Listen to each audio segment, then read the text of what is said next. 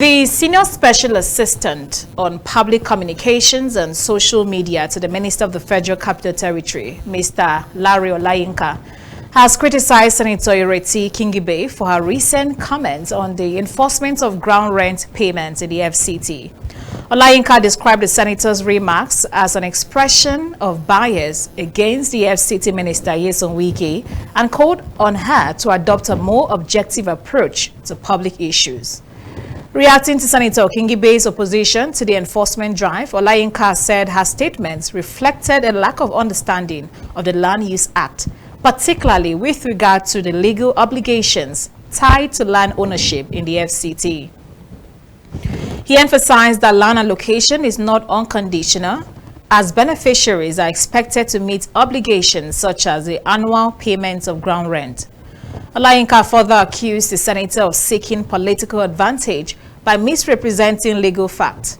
He stated that her views amounted to a misinterpretation of the law and described her position as ridiculously embarrassing for a serving lawmaker. According to him, the relevant sections of the Land Use Act empower the government to revoke land allocations for failure to meet conditions attached to certificate of occupancy. Citing Section 28, subsections A and B of the Act, Olayinka noted that a breach of any term in the certificate of occupancy, including the non-payment of ground rent, could lead to revocation.